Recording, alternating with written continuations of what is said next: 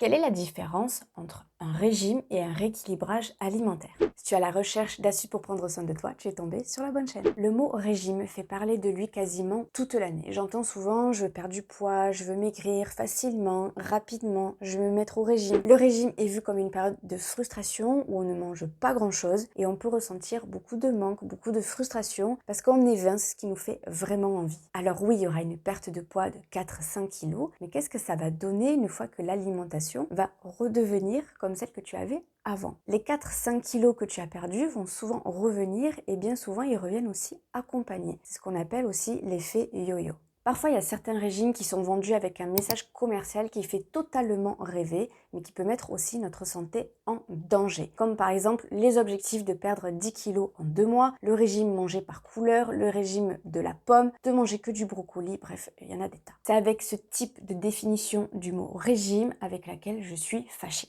Il faut retenir que le mot régime est un modèle alimentaire, comme par exemple le régime sans gluten, le régime sans lactose.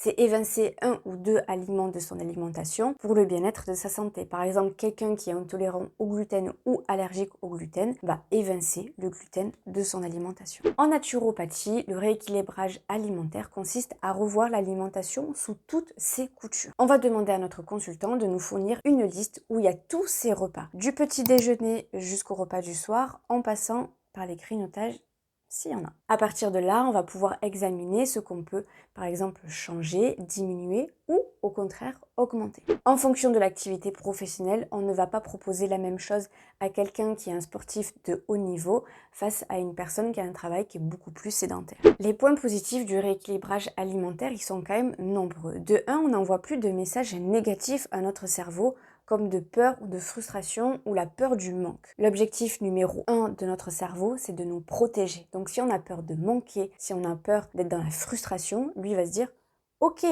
pas de souci, tout ce que tu vas ingérer, je vais te le stocker. » Et c'est comme ça que quand des fois on mange peu, on stocke déjà. On va pouvoir s'alimenter comme on le souhaite en ayant un regard différent sur son alimentation. Ce n'est plus caler l'estomac qui crie famine, mais c'est plutôt s'alimenter pour le bien-être de sa santé. En naturopathie, on va revoir aussi les bases de l'alimentation. Qu'est-ce que c'est les glucides, les lipides, les protéines et à quoi doit ressembler la composition de mon assiette. Et aussi, on va retrouver le plaisir de consommer ce qu'on s'est préparé. Et je pense qu'aujourd'hui, avec tous les robots de cuisine qu'on a, mais pas que, on peut se préparer des repas sains et bons pour sa santé en très peu de temps. Il y aura toujours des petites pauses gourmandes, par exemple du chocolat noir, des compotes sans sucre ajouté. On peut aussi consommer des fruits, on peut se faire même aussi des smoothies, boissons végétales. On met des fruits, on mixe tout ça, et voilà, ça nous fait un smoothie et une petite collation toujours gourmande.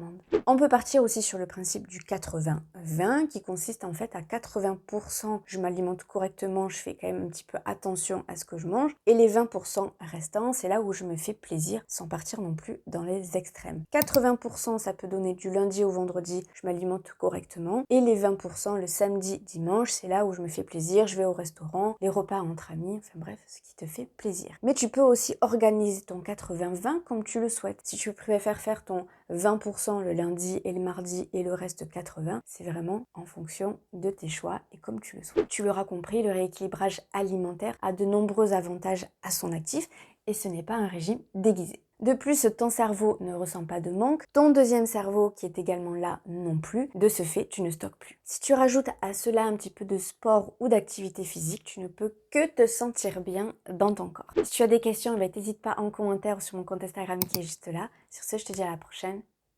Ciao!